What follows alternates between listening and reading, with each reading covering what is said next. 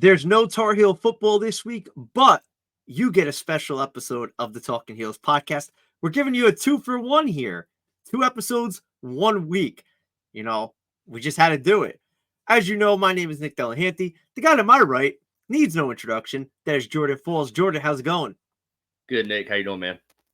I'm doing great. It's even better considering the fact that Carolina goes into the bye week at 4-0. And that's one of the topics we're going to talk about, coming off a win against Pittsburgh in their first conference game of the year. And then we're going to get into a little basketball talk this week. The schedule was released for the conference games.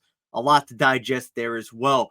Before we get into all that, though, there's a couple of important things to remind you of. Number one, we are available on YouTube and on Spotify and Apple Podcasts. So if you want to look at our beautiful faces for the whole show, go for it. If you don't, there's audio for you. You can listen to our voices. The second thing, make sure you check out our interview with Matt Krause, the voice of the UNC women's basketball program.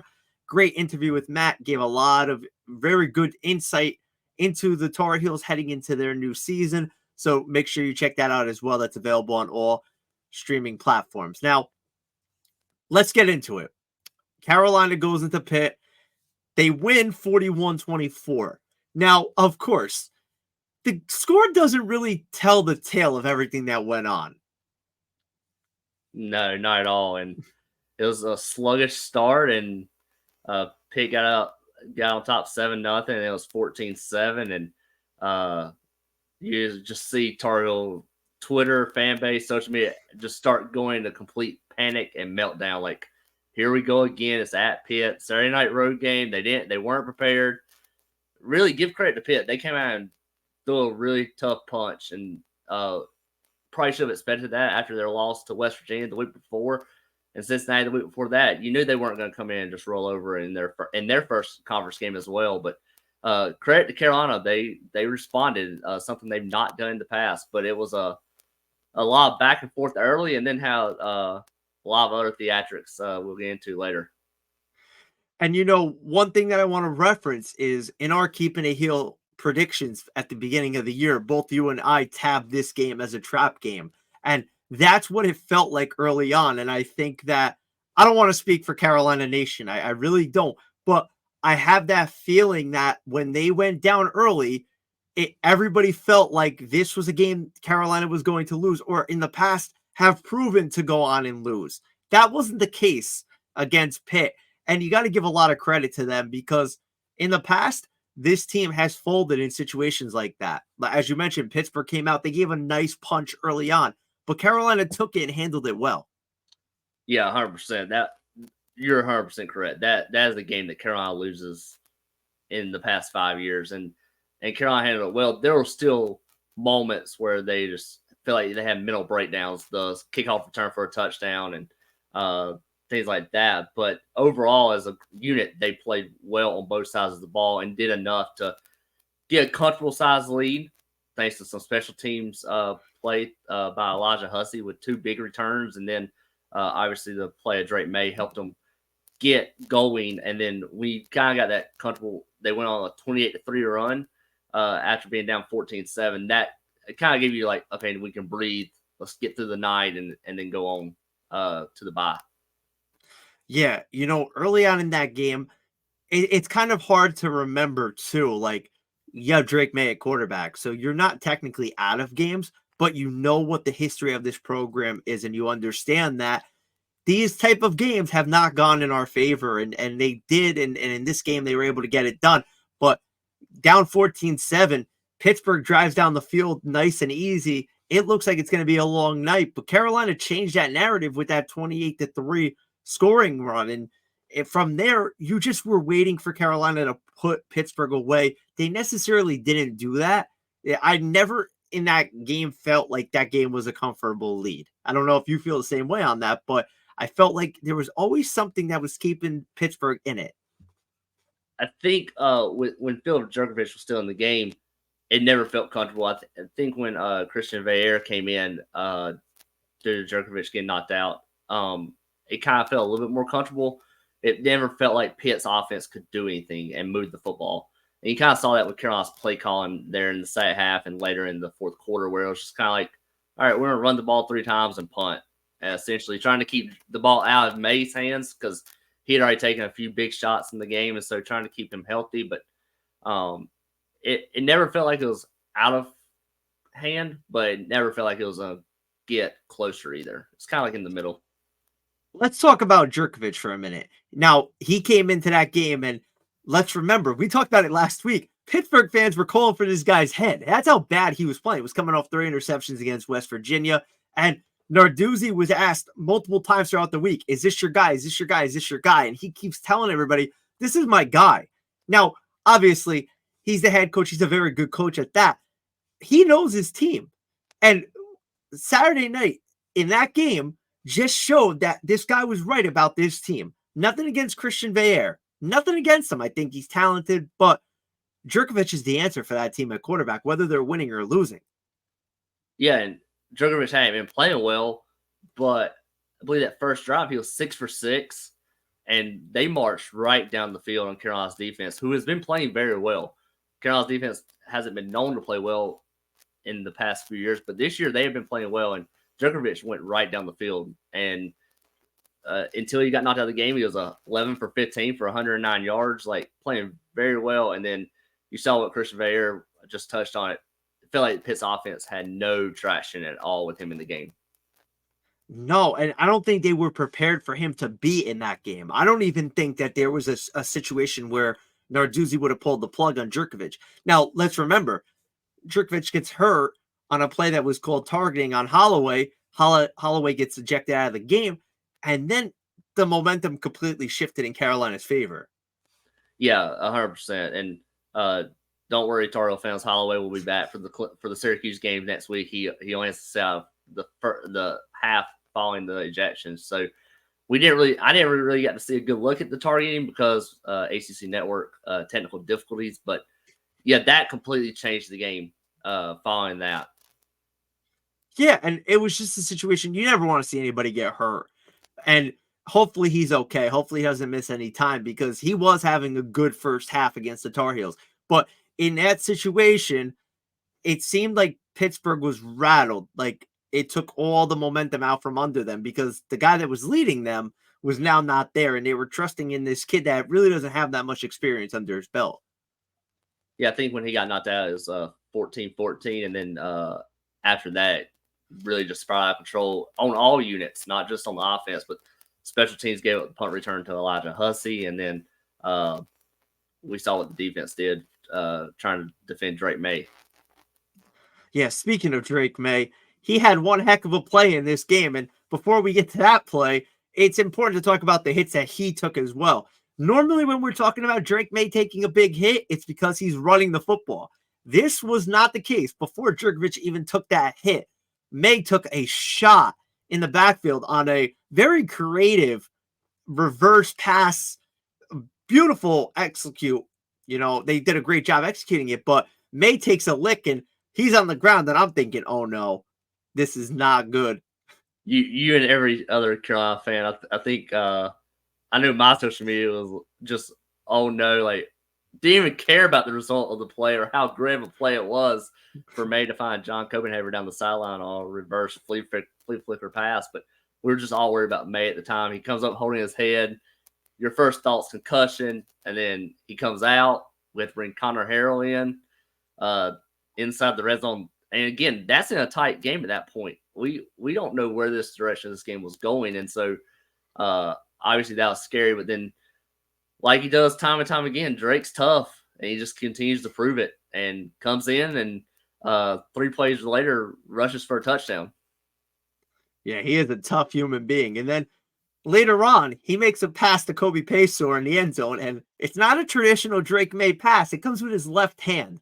This guy, what can't this guy do? Yeah, Drake May Holmes. Drake Mahomes, yeah, exactly. Holmes, yeah, why not? We know that Drake has the basketball background, so naturally basketball players are taught to learn to use both their right and left hands. So we can only hope that helped him in that case. I don't think Drake. I think that was just the instinct play by May. You can see he gets up and just looks at his left hand like, I just did that. But it was a great play, and yeah, it was SportsCenter top 10. I love the image that was captured where you see May running with the two defenders coming at him, and you see Pacor in the back of that. Just wide and open. You're just wondering, how does he figure out how to get rid of that ball? The lineman that was chasing him had to be about 350 pounds. He was a big boy. It's not like he was being chased by somebody who he could break a tackle from. He was gonna get hit, and he was gonna get hit hard. And to make that play, it just goes to show you how great this kid is at what he does. Yeah, there's one still shot, and again, still shots aren't everything, but they can kind of tell some of the story. There's one still shot, and the lineman has May's jersey in his grasp, and then the linebacker's coming in to hit him from the other side, and you're sitting there looking at it, it's like, how did he get that off? And then to make the throw with your left hand, I mean, that's not every day. And it wasn't a bad throw either. It wasn't a spiral. It wasn't your typical. It wasn't your typical Steve Young type of spiral there, but it got the job done. And Pacor did not look surprised. He was just like, "Yeah, this is my quarterback. I know he could do this." Yeah, it was May's only touchdown pass of the night too. Which, if you look at the box score a couple of years from now, you're going to be like, "Okay, that one touchdown was with his left hand." Yeah, exactly. Now, let's talk about another individual in this game, because it would be wrong of us to not talk about him, and that's Elijah Huzzie. You talked about him a little bit earlier. What a game Huzzie had, and when you're looking at what he did for the first 4 games of the year, he might be one of the top 10 transfers in the country, let alone in the ACC. I think he's definitely going to be one of the top transfers we've seen come through the UNC football program, and definitely up there in top 10 in the country. I mean, he's having an impact all over the field. And it didn't just start this weekend. It's been since the opening drive against South Carolina, 3rd and 12 against South Carolina. He comes in, deflects a pass, gets a pass break up on what would have been a completion to start the season. And he's been having an impact ever since. He had the defending pass against App State in overtime. And then this past weekend, it seems like he really broke out. Special teams touchdown on punt return. Another really good punt return to set the offense up about midfield, and had 2 interceptions. Pretty good day. The closest thing that you could really compare him to right now is somewhat of a Brady Manick type. A transfer that comes in that's under the radar, doesn't get as much love as, a brand name gets, but isn't afraid of the spotlight of Carolina. And that's what Huzzie has done. You look at what he's done, special teams, defense. Gene Chizik talks about him all the time, saying, where we need him, we plug him. He's an athlete. He's a football player. You can make stuff happen with guys like that. And for him to come in right away and be such a big part of that secondary, especially given how much they struggled over the past, that's such a huge boost for this team. Yeah, it's somewhere they plug him where they need him. At the beginning of the year, they were plugging him in the star when DeAndre Boykins went down. Now they're kind of moving him around the corner and safety. It's really where they need him, like you said. And so he's definitely a huge impact. And I think your comparison to Brady Manick is pretty much spot on as far as from the basketball standpoint. And, of course, we talk about Huzzie, but let's go to the offensive side of the ball. They haven't had a consistent leading receiver all year. That seems like it's going to be the case for Carolina. And like we talked about last week, and we hit the nail on the head, Pittsburgh was going to shut down Nate McCollum. They were going to make Drake May use his other options. And what did he do? Found J.J. Jones a couple of times, 6 catches, 117 yards. The thing that stands out about him is the yards per catch, and that he was averaging just under 20 yards a catch in that game. If he could give them a deep threat, it makes his team so much better, especially offensively. Yeah, I think J.J. Jones, I think we might see him become that deep threat. You might have Pacor as your short to medium, McCollum your intermediate to deep, and then J.J. Jones is your deep threat. And he had big catch, like a 50-yard catch against Minnesota, and then obviously his big day against Pitt. I think me and you both have been asking all year, who is it that's going to step up in the wide receiver room other than Pacor? Because we haven't seen it. And now, even if it's rotating of who leads in receiving each week, at least you have threats to make the defense respect you. They can't double them all. And so if you can have some threats, Jones adding to that, now you got Jones, McCullum, Pacor you got to worry about. Is somebody else next week against Syracuse? I think for the first time all season, and tell me if I'm crazy, for the first time all season, I feel like we have the three receivers and we have their role. McCollum's the guy you go to early in downs. You try to get him a short pass, you try to make things happen in open space. Jones is the guy that you give the ball to when you're willing to take that shot down the field. You have the matchup, he's been getting good coverage, getting opening coverage. That's the guy you take the shot with. Paysor becomes that third down reliable guy. You need a catch, you need something to happen, you go to Paysor. Am I crazy for that? No, I think you're spot on, man.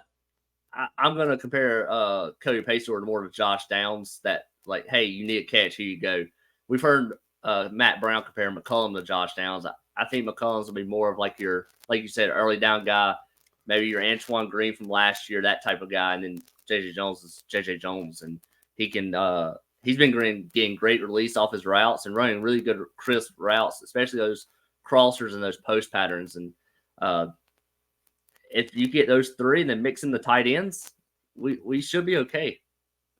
Oh, absolutely. And Pacer has been a guy over the last couple of weeks who hasn't done much production-wise, but he draws attention. You could see that his presence on the field means something. Yeah, I think his first 2 weeks without McCollum showed that opposing defenses were treating him as the wide receiver one. I'm not so sure there is a wide receiver one on this team. I think it's more like three wide receiver ones or three wide receiver twos that are just all really good. They're not great, but they're good enough to space the field, and they all run crisp routes and get open. If you're open, even if you just have a little bit of space, Drake can get them the ball. And I was just going to allude to that point. And I hate to, I'm not saying anything negative toward these guys because I think they're all quality receivers. But think about a Tom Brady. Think about a Patrick Mahomes. They work with guys that aren't your brand names. You know, Brady had Wes Welker, Julian Edelman. They were not brand names before Brady turned them into something, right? Good quarterbacks make it work with what they have. Fortunately, Carolina has talent at the position, and now it's starting to kind of figure its way out. You know, we got past the Tez Walker situation.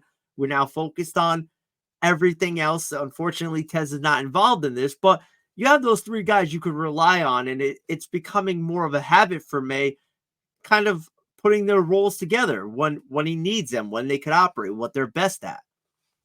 Yeah, and now something that we had alluded to in the preseason, and then even after the first week was give it time. Let these guys develop some chemistry with Drake. They haven't played the outside pace, or they haven't had a lot of reps or live reps in games. And so now through 4 games, you're starting to see that slowly to come together. And we saw in the South Carolina game, Drake missed some throws. Receivers didn't come back to the football. Now you're starting to see those things kind of fall into place. We're still not there yet, and we'll get to that. But there's progress to be made. And going to a bye week, you still have to feel good, especially at 4-0. Absolutely. Now, like you said, we're at the bye week. Carolina's 4-0. They've put themselves in an ideal spot heading into the second half of their season. And I say half.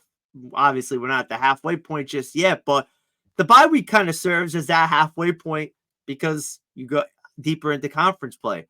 How do you feel about this team getting into the thick of that conference play? Starting to feel a lot better than I would have said after the App State game. Like I said, I still don't feel like we know what we truly have yet. I still feel like there's a lot of room for improvement. You're 4-0, but we still don't feel like we've played our best football. And you don't want to at this point in the season. As long as you're winning games, you want to gradually increase and improve throughout the course of the year. You don't want to peak too early. But they have a long way to go, in my opinion, but they're on the right track. And with a favorable home schedule in October, that helps. Honestly, they're 4-0, but to me, they feel like a 2-2 team. And here's why. They got lucky that they're not at that 2-2 point because that could really ruin your season. But let's go back. South Carolina, they dominated that game. They deserved to win that game. App State was a coin toss. That was a coin toss. That was not something that you're proud of, that you 100%. won that way. You're not proud of that. Then you look at Minnesota, they handled that game well. And Pittsburgh, they dodged a bit of a bullet there with how that game started. that game could have gone very bad. So for me, I'm looking at this team. They're sitting like a 500 team right now. And like you said, there's still more that they need to figure out. They need to figure out how to not let that happen early on in games. What's going to happen when they get into the thick of the ACC schedule and they play a team like Duke or Clemson who come in and score right away? Is it going to be the same pressure as a Pittsburgh? Are they going to fold in that type of atmosphere, especially given a team like Clemson beat the living daylights out of them in the ACC title game a year ago? It's a whole different mentality. So for me, I want to see a little bit more shoring up, especially on the defensive side of the ball, and gelling on the offensive side. They got to figure out what their identity is. It seems like they still haven't figured that out totally. It's always been, we're going to win by running the ball today. We're going to win by passing the ball. There's never that consistent ground to say, okay, expect 250 yards from Drake May, expect 100 yards on the ground, and that's how we're going to go. Yeah, and to your point on Pittsburgh, it could have gone the other way, and Jerkovich getting hurt had a large impact on that game. Like I said, he was 11-15 passing. They were running the ball. They were throwing the ball. We had no answer, and that changed that game. So, and then the App State game, like you said, there was nothing to be happy about for that game other than the fact they survived and you're still undefeated. As far as running the ball, passing the ball, yeah, I think that's something we both have been asking for a few weeks now is we want that 50-50 run pass consistency, and we don't have it. Only ran for 77 yards against Pitt, averaging only 2 yards a carry. That's not very good, and got to find a way to get that. Now, again, in the late game there in the fourth quarter, it was really run the ball into the line of scrimmage, kill the clock, and let's get out of here. But still got to be able to establish that up front and run the football, take a little bit of the pressure off of Drake. At this point, what's your grade going into the bye week? What's your grade for the season? I'll give them a B right now. A B because obviously I can't go lower than that given they're 4-0. Like I'm happy they're 4-0. I'm not gonna question it. I'm not upset about it. I'm very happy about it. But there are still things that I want to see them improve upon. And I don't know if your grade is kind of on the same setting as me, but that's where I would put them right now.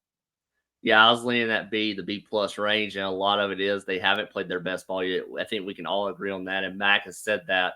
But knowing that you barely escaped App State, Minnesota, I feel like could be a totally different story. I don't know if Minnesota is as good now as what we thought they were 2 weeks ago when we beat them. They just lost to Northwestern last weekend, and then obviously Pitt's not a very good team. You can't let a team like that punch you in the mouth first. You got to come out and just throw your first punch and don't even let it get that close.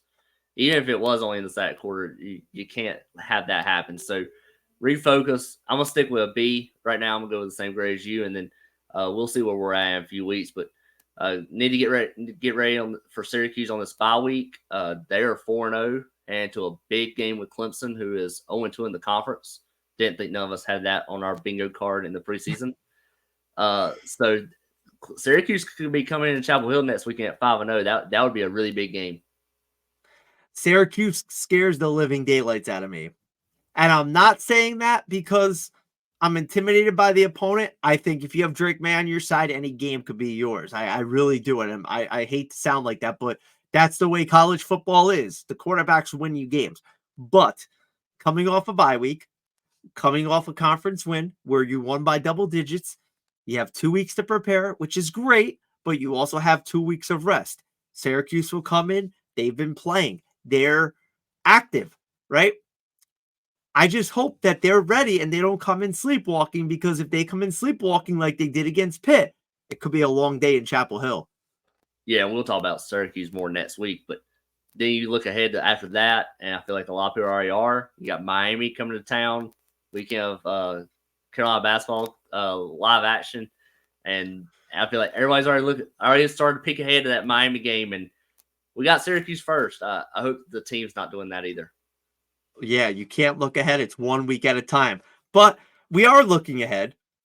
And we're not looking ahead at football. We're going to basketball. It is almost basketball season, ladies and gentlemen. We are just under 40 days till tip-off.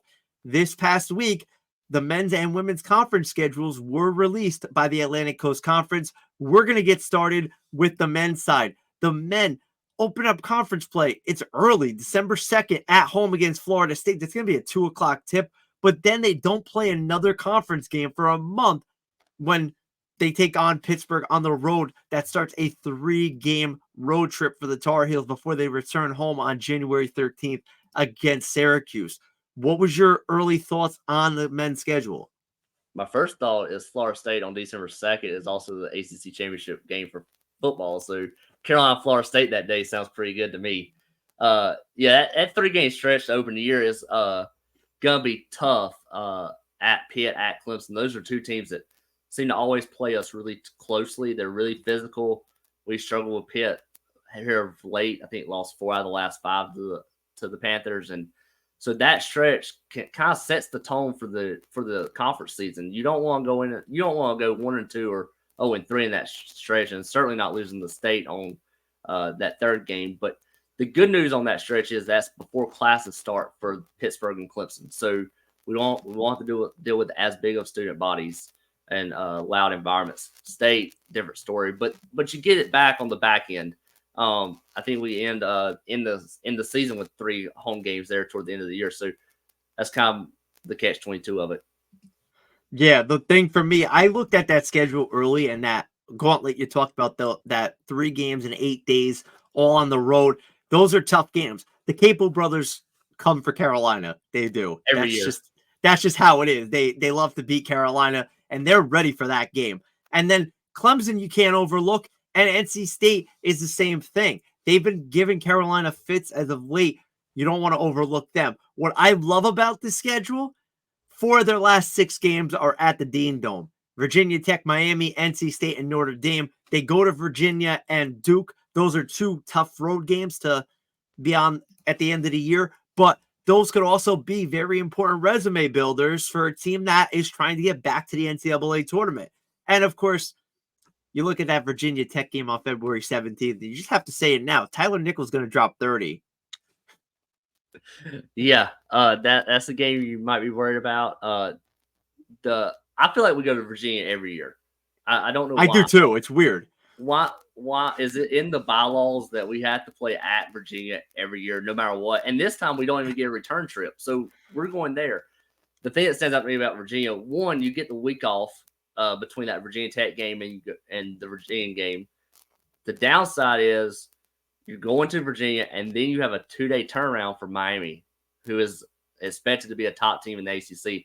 That's the second time of a Saturday, Monday turnaround, which kind of replicates that NCAA tournament type feel. But that's a really tough turnaround going to Charlottesville and then coming back to Chapel Hill to face Miami. Yeah, I don't know how we drew the short stick there, playing Miami twice in 16 days. I don't know how that played out, but yeah, that end of the schedule, that 4 out of 6 that you talked about, that's a stretch. The committee has a thing to what have you done for me lately, and the non-conference is really stacked. But for some reason, we slouch through non-conference, and you're letting quad wins. We don't know what's a quad 1 win yet. Obviously, that changes daily once the season starts. But that stretch 4 out of 6 at home, and those last 6 will be really telling on NCAA tournament seeding and ultimately where you're playing. I think, like we talked about a little bit earlier, that 3-game road trip at the beginning of the year or the beginning of conference play is going to be critical. That's going to really set the tempo for how this team operates down the stretch in conference play, because you win 2 out of 3 there, you're in a good spot. But say you drop 2 games in a hostile environment, that might not bode well for you come tournament time. Yeah, that 3-game stretch, and then I'm going to go to the last 3. The state game at home, Notre Dame at home for senior night, which will be very emotional with Baycott, and then that game at Duke in the year on their senior night will be that 3. I think those 2 3-game stretches are going to be determinant of the season and the NCAA tournament, what that looks like for the Tar Heels. Now, I think that going to Durham to end the year is better than going to Durham to start the 2-game series. I don't know if you agree on that. Yeah, I'd rather get that first game in Chapel Hill. It's not senior night, but that's a catch-22. Yeah, senior night in Chapel Hill against Duke is special and always is, but you also have to deal with the pregame emotions and things like that. And Saw Duke deal with it 2 years ago and on Coach K's last night and their senior night. And that kind of can determine the outcome of the game. If it's that first game, you're in the Smith Center, you kind of win that. If you win that first game, you got the crowd behind of you, got to get some momentum, and then carry that into that second game. But does it really matter for Duke? Do they even have seniors? Brotherhood, semesterhood. The semesterhood? The semesterhood. Oh, wait, Jeremy Roach is on his 8th year, and Ryan Young's on his 9th. So, but Carolina holds guys back. Yeah. You know, I don't know what they're talking about. Ryan Young's been there for this is like his 37th year of college basketball. He's a grandpa at this point. But regardless, we're gonna let bygones be bygones. We're gonna go over to the women's side of things. And Courtney Banghart's team, as Matt Krause talked about in our interview, another chance to plug that. Make sure you listen to Matt Krause on the Talkin Heels podcast, available on all streaming platforms. He talks about the gauntlet of the non-conference schedule. Carolina's got some really good teams that they're going to face before they even get into conference play. Conference play is not easy either. You got Virginia Tech playing Duke, regardless of how good they are. That's not an easy game for them. What'd you think of their schedule? Yeah, the gauntlet, we've talked about it with other sports. The Tar Heels are not shying away from schedules or competition at all. And really any sport this year, it feels like, and women's basketball is no different. Tough non-conference schedule. UConn, South Carolina, Oklahoma, potentially Iowa, and then obviously the ACC is loaded once again. And somehow we drew Virginia Tech twice this year, so you get Virginia Tech and NC State twice, and I think Virginia Tech's twice in 2 weeks. Is that right? They have Virginia Tech February 4th, and then again on the wait, what was that? Twice in 3 weeks. Yeah, February 4th and February. Yeah, February 25th is the second matchup. Yeah, but that's a tough stretch. That stretch, that's stay at home on Thursday and then go to Blacksburg on Sunday. That's not fun. Yeah, and I think Virginia Tech, that's their senior day as well. But think about this too. That first weekend of February is going to be nuts in Chapel Hill. The men take on Duke on that Saturday, and the women take on Virginia Tech at home on that Sunday. Those are two monstrous games for both programs in one weekend. If you want an extended weekend, go in on Thursday, drive over to Raleigh for the Carolina State women, and then just hang out in Chapel Hill for, like you said, Carolina Duke men on Saturday, and then Carolina Virginia Tech women on Sunday. That's going to be a monster weekend, the Triangle, for college basketball. Listen, I'm not even thinking about getting Duke tickets because obviously it's astronomical to think about.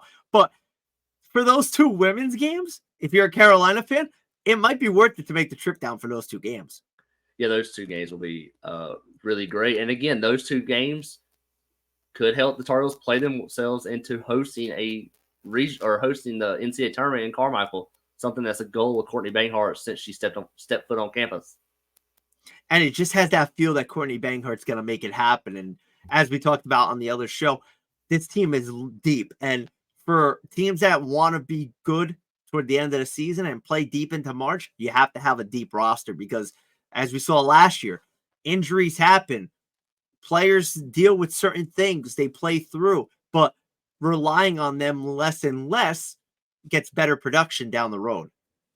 Yeah, I don't like the mindset of, we got seven players, we're good, and we got seven talented players, because you never know what's going to happen. Injuries, foul trouble, a shooting slump. Like, it's always better to have more talent than not, and this is definitely the deepest team we've seen for the women's basketball team in quite some time. Absolutely. And you could go back to last year and look at when Alyssa Usby went down with her injury. They missed her production desperately. They didn't have anybody that could replicate that role. And then you were digging into the bench. You were going to the likes of Zelaya and Destiny Adams to fill that void. But neither one was that scorer, rebounder, defensive player that Usby was. And no disrespect to them, but they were playing out of role. Now you have that depth, and you hope that your young freshmen learn on the fly and become contributors quick, and that your transfers help fill the little areas that you deem to need a little help with. Yeah, I think the freshmen learning on the fly, they're going to get a little bit more leadway than they otherwise might, thanks to those transfers. Lexi Darnowski is a phenomenal transfer. As in our interview with Matt Krause, we talked about her a lot. She's 2-time Big 12 Defensive Player of the Year, but she's also a scorer. So she kind of gives you that offensive playmaker and defensive role, and can be somebody that can provide minutes and give freshmen time to learn. And then Maria Gotten is from the ACC, and the Tar Heels are obviously familiar with her, but she's that defensive mindset. So Courtney Banghart has always been defensive minded, and that's not going to change this year, but you hope that you see a little bit more scoring, and that's where some transfers can help. And then obviously the current returners. And with freshmen, I think the most important thing that people need to remember and understand is 90% of freshmen are not ready when they get to college. They're not ready for that showtime and to be right in the thick of things. The likes of Deja Kelly and Alyssa Utsby, they don't come around often where they're freshmen and they can handle that. The likes of an Elliot Cadeau coming in and taking over the offense for Carolina, they don't make every freshman like that. So some freshmen have it, some need that little bit of seasoning and time to grow. Either way, it's okay. But when you have a veteran team, it makes that a little bit easier on those freshmen because they could come in and learn the ropes with less pressure on them. Yeah, more often than not, you're going to see freshmen need time to learn, and that's for really any sport at the collegiate level. There's very few far cases between seeing a freshman step in and start from day one. Drake May didn't start from day one. You don't see many players start from day one at any sport, and so when they do, they're really special. But that doesn't mean the guys that don't start aren't special. They just might need a little bit more time to develop. And I think you'll see that with this freshman class, which is very talented, by the way. Yeah, and if you look at last year's roster, look at Paulina Paris, who was the only true freshman on the team. She didn't start the year as a starter. But when the injury started to come along and they lost the likes of Utsby and Hodgkin to injuries and illness, she stepped in, but she was ready for it. You could tell that she was more composed and more comfortable in the setting when that opportunity arose. And it's only going to help her into this year because now you have a full year under your belt and the confidence is there and the talent is there. Now the experience is there and now she can put it all together. And she's just another case of it. Yeah, exactly. Paulina Paris, Caleb McPherson didn't start because of an injury, but obviously sometimes sitting on the bench for a year helps too, like a red shirt. You see things develop from the bench. It's different than when you're on the court. So I think you'll see that with some of these freshmen this year, but the good news is that this class or this roster is very upperclassmen driven. There's some freshmen, but you got the talents of Deja Kelly, Alyssa Utsby, Lexi Dornowski, and then transfer junior Maria Gotten. You got 4 really good upperclassmen. 2 of them are transfers in, so they've been places, they have the experience. They can help this team get to where it wants to go, which is ultimately competing for ACC championship, and then obviously would love a deep run into March. A deep run into March would be fantastic for both teams, of course, because, we love talking about the Tar Heels, and the longer their season goes, the more there's to talk about. So yeah, exactly. As we wrap up our second show of the week, Jordan, you're the rookie here, man. Are you 2 shows in 1 week? Are you feeling any fatigue? Am I overworking you here? No fatigue at all. All right, good, because you might have to have some honey or something to make sure you preserve your voice. Just a pro tip for you. I don't have a football game to go to this weekend and yell at, so I'm gonna get my bye week on Saturday. Watch some college football. Watching college football is what I'm going to be doing as well. There's a great slate of games. If you want a schedule of what to watch, we may or may not have posted an article on Keeping It Heel telling you what games to watch and when. We got you covered in every aspect.